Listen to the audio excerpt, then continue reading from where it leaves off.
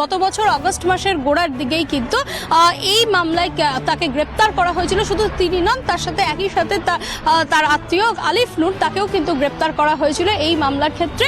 এবং এই মামলায় রেশন বন্টন দুর্নীতি কাণ্ডে এটা কিন্তু পঞ্চম জামিন হলো ইডির বিশেষ আদালতের থেকে। রাজ্য রাজনীতিতে তোলপাড় ফেলা রেশন দুর্নীতি মামলায় গত সপ্তাহে জামিনে মুক্ত হয়েছেন প্রাক্তন মন্ত্রী জ্যোতিপ্রিয় মল্লিক। বকেয়া বেতন তুলতে সোমবার বিধানসভাও গিয়েছেন তিনি।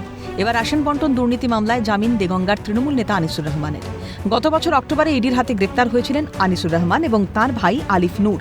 বুধবার রেশন কাণ্ডে ইডির দায়ের করা মামলায় পঞ্চম জামিন বুধবারই জেল মুক্তি অভিযুক্ত তৃণমূল নেতা আনিসুরের। আলিফ নূরের জামিনের আবেদনের শুনানি এখনো চলছে। বুধবার আদালতের পর্যবেক্ষণ, রেশন দুর্নীতি কাণ্ডে যথেষ্ট নথি ইডির হাতে আছে। নথি বিকৃতি করার কোনো রকম সম্ভাবনা নেই। যেহেতু তদন্ত চলছে, তাই এখন ট্রায়াল শুরু করা সম্ভব নয়। এই পর্যবেক্ষণে ভর করেই আনিসুরের জামিনে শিলমোহর আদালতের। রেশন দুর্নীতির মামলাতে আনিসুর রহমান এবং আলিফ নূর মানে ওনার ভাই দুজনে একসাথে অ্যারেস্ট হয়েছিলেন এবং কোনো অন্য একজন তার চিঠির মাধ্যমে, চিঠিতে একজনের এই ওয়ান অফ দ্য অ্যাকিউজ তাদের নাম পাওয়া যায়। সেখান থেকে সেই নাম থেকে তদন্ত শুরু করে এনফোর্সমেন্ট ডিরেক্টরেট এনাদের সম্বন্ধে এবং আলটিমেটলি এনাদেরকে অ্যারেস্ট করা হয় আফটার সিভিয়ার সার্চ প্রসিডিওর। এবং সেখানে আলটিমেটলি আজকে মহামান্য আদালত ওনাদেরকে 50 লক্ষ টাকার ব্যক্তিগত বন্ড এবং 50,000 টাকার রেজিস্টার্ড সিকিউরিটিতে জামিন দিয়েছেন।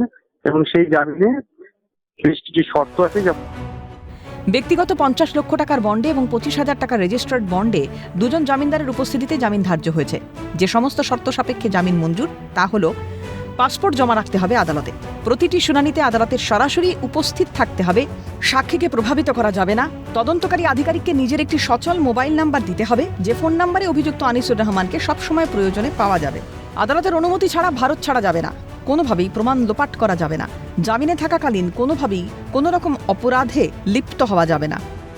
ক্যামেরায় পুষ্পা দেবনাথের সঙ্গে অদ্রিজা ঘোষের রিপোর্ট, ক্যালকাটা নিউজ।